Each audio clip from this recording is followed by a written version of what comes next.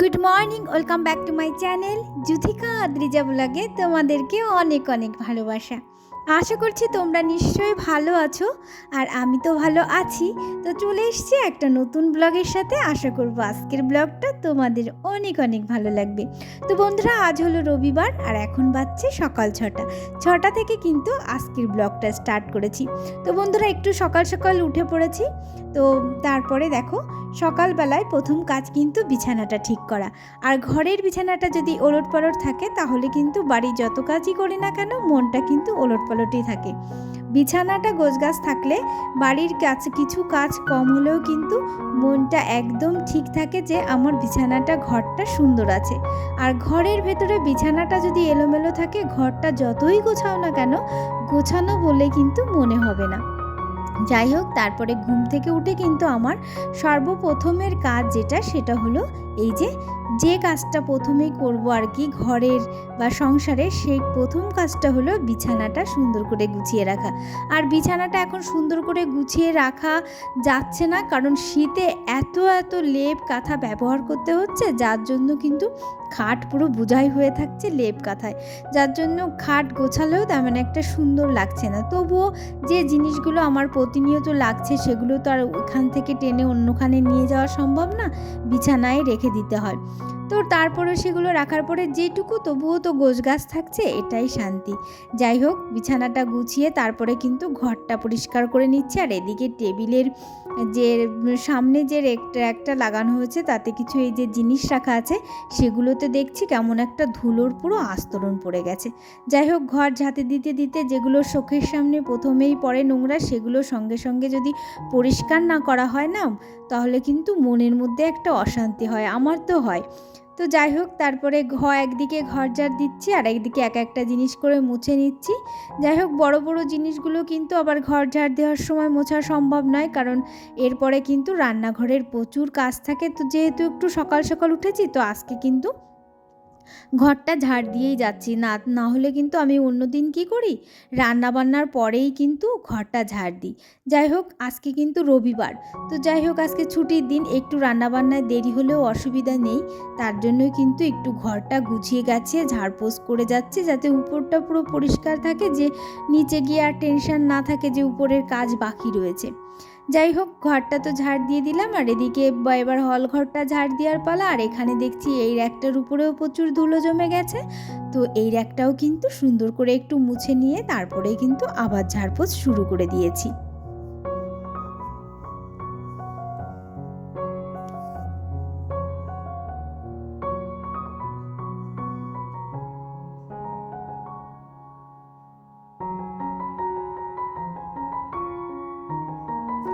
আমি যখন উপরের ঘর গোছাতে শুরু করি তখন কিন্তু আমার প্রচুর টাইম লাগে, আর যার জন্য এখন শীতের বেলা প্রতিদিন কিন্তু উঠতে দেরি হয়ে যায়।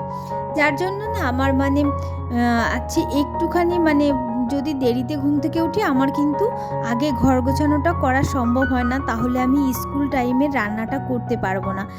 কারণ রান্নাঘরেও তো বেশ কিছুটা কাজ থাকে, এবার সেগুলো করে উপরের কাজ করে অনেকটা কিন্তু দেরি হয়ে যাবে রান্না করতে, যার জন্য স্কুল থাকলে আমি উপরের ঘরগুলো গুছিয়ে আসতে পারি না, জাস্ট শুধু বিছানাটা উঠিয়েই কিন্তু চলে আসি। তারপরে এই যে উপরের ঘরগুলো, আজকে তো রবিবার, রান্না বান্নার তাড়া নেই, তার জন্য কিন্তু উপরের ঘর গুছিয়ে এসছি। আর এই যে রান্নাঘরের কাজগুলো করে নিচ্ছি।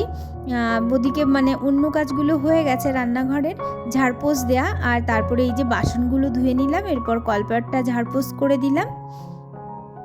যাই হোক, সকালের কাজ কিন্তু অনেকটাই হয়ে গেল। আর ঘুম থেকে ওঠার সঙ্গে সঙ্গেই কিন্তু আমি এই সংসারের কাজে লেগে পড়ি। যাক, আর পুরো রাত পর্যন্ত কিন্তু আমার এরকম কাজ চলে। মাঝে মাঝে বিশ্রাম নিতে পারি, কিন্তু একটার পর একটা টেনশন থাকেই যে কাজ আরও আছে আরও আছে। যাই হোক, কাজ করতে আমার ভালোই লাগে, অসুবিধা হয় না। তো সমস্ত বাসি কাজ, ঘর গোছানো সমস্ত করে তারপরে এই যে কালকে 2-1টা ভিজা জামা কাপড় ছিল মেলে দিয়ে এবার কিন্তু ব্রাশ করে নিচ্ছি। আর আজকে উঠোনটা ঝাড় দিইনি, দিদিভাই কিন্তু আজকে ঝাড় দিয়ে দিচ্ছে। আমি উপর থেকে আসার পর দেখছি দিদিভাই উঠোনটা ঝাড় দিয়ে দিচ্ছে। তো যাই হোক, এইবার কিন্তু চা করার পালা। আর এই যে 1 কাপ চা রেডি করে নিয়েছি, মেয়েকে পড়াতে এসছে, মেয়ের টিচারকে দেওয়ার জন্য আর কি, ম্যামকে।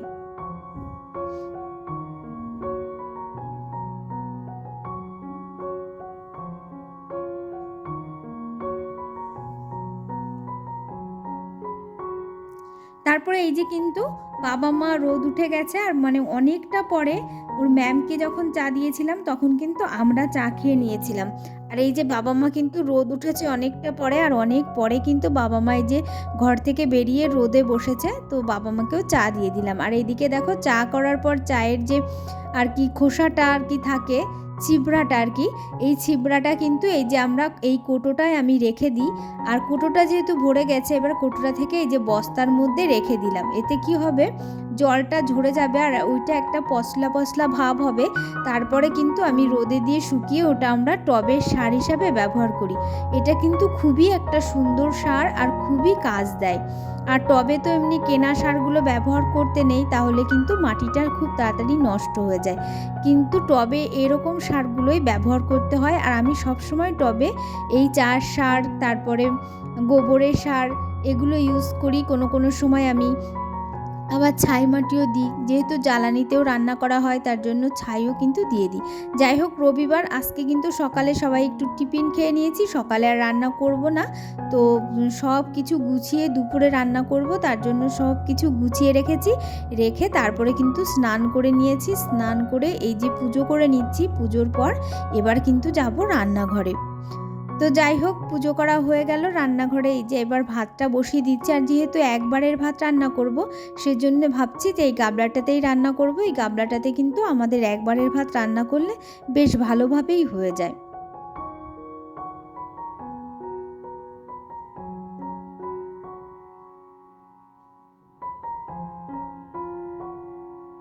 আর এই যে স্নানের আগে কিন্তু সমস্ত সবজি কেটে মশলা বেটে, অল্প মশলা তো তাই পাটাই বেটে রেখেছিলাম, বেটে সব কিন্তু রেডি করে গুছিয়ে রেখে তারপরে কিন্তু স্নান করতে গেছি।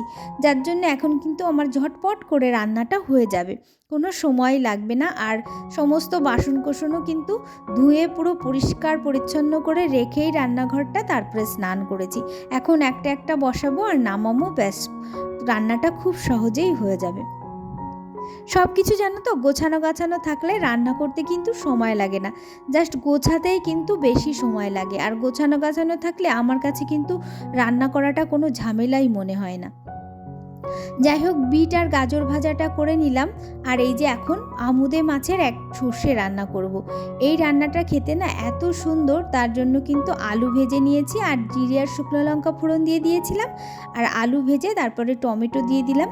টমেটো দিয়ে তারপরে কিন্তু এই যে আদা জিরে আর দুকোয়া রসুন বাটা এই যে এর ভেতরে দিয়ে দিয়েছি। তার সঙ্গে কিন্তু একটু চীনাবাদাম বাটাও দিয়ে দিয়েছি, যেটা আমরা বাদাম হিসাবে খাই ওইটাকেই চীনাবাদাম বলে, ওইটাও দিয়ে দিয়েছি। ওইটা দিয়ে বেশ কিছুটা সময় কষিয়ে নিয়ে মাংসটা মানে মশলাটা কষানো হয়ে গেলে এই যে কাঁচা আমুদে মাছগুলো দিয়ে দিয়েছি, এগুলো কিন্তু আমি ভাজা করিনি, দিয়ে একটু নেড়ে চেড়ে এই যে সর্ষে বাটাটা দিয়ে দিলাম।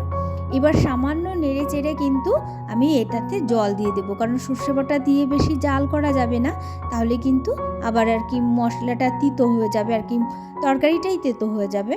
যাই হোক, একটু নেড়ে চেড়ে দিয়ে এই যে জল দিয়ে দিচ্ছি। আর এবার কিন্তু জল দিয়ে আমি এটা ঢাকা রেখে দেবো, যাতে মাছটা কিন্তু এই তরকারির সঙ্গে আর কি ঝোলের সঙ্গে সেদ্ধ হয়ে যায়। মাছটা জাস্ট ভাপা মতো হবে। এই যে রান্না করে নিয়েছি, বেশিক্ষণ জাল করিনি, আর মাছটা সেদ্ধ হতে কিন্তু বেশি সময় লাগে না যেহেতু ছোট মাছ। তো যাই হোক, রান্নাটা হয়ে গেছে আর রান্নাটা এই যে নামিয়ে নিচ্ছি। এই রান্নাটা কিন্তু খুবই দারুণ খেতে হয়, খুব অল্প মশলায় সুন্দর করে, আর অল্প সর্ষে বাটাতে কিন্তু আমি সামান্য দিয়েছিলাম।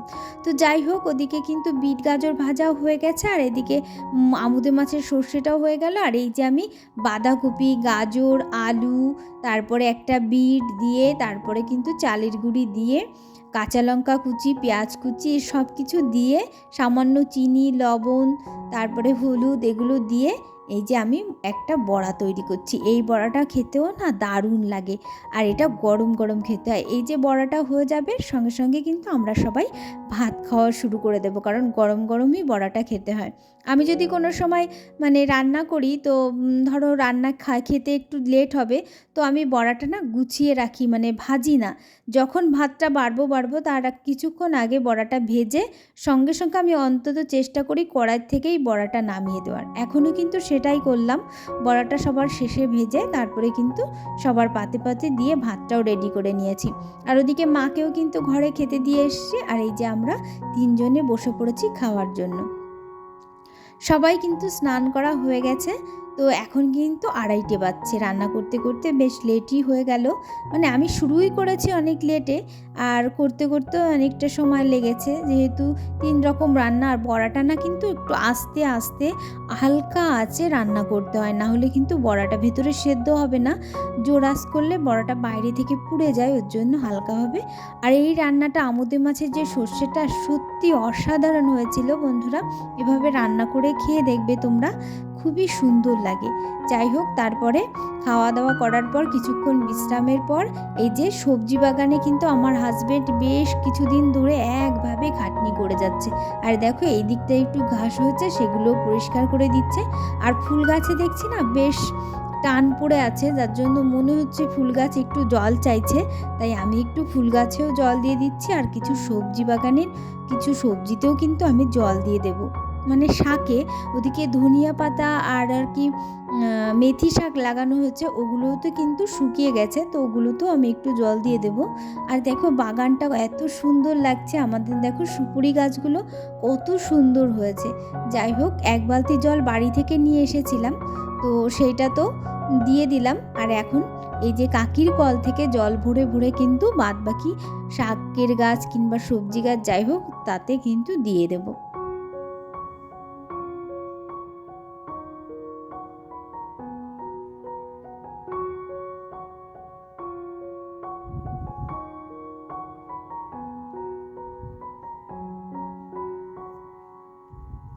দেখো বন্ধুরা, আমার মানে ধনিয়া পাতা গাছগুলো কত সুন্দর হয়েছে। আর এগুলো কিন্তু আমি এখন তুলব না, এগুলো শেষের দিকে যখন ধনিয়া পাতা পাওয়া যাবে না তখন কিন্তু এগুলো আমি তুলব। এখন যে ধনিয়া পাতাগুলো আমি ব্যবহার করি সেগুলো কিন্তু আমি কিনেই ব্যবহার করি। আর ব্যবহার বলছি কেন, খাই আর কি, সরি। তো যাই হোক, এই দেখো কত সুন্দর হয়েছে। আর মেথি গাছগুলোও কিন্তু সুন্দর হয়েছে, কিন্তু এখনও খাওয়ার মতো হয়নি, তবে খুব তাড়াতাড়ি কিন্তু মেথি শাকগুলো খাওয়া যাবে। যাই হোক, সমস্ত গাছগুলোতে কিন্তু সুন্দর করে জল দিয়ে দিয়েছি। তো আজকে এখানেই ব্লগটা শেষ করছি। তোমাদের যদি কিছু ভালো লাগে অবশ্যই কমেন্ট করে জানিও, আর অবশ্যই আমার পাশে থেকো বন্ধুরা। তাহলে বন্ধুরা, আজকের মতো টাটা, বাই বাই। আবার দেখা হবে নেক্সট ব্লগে।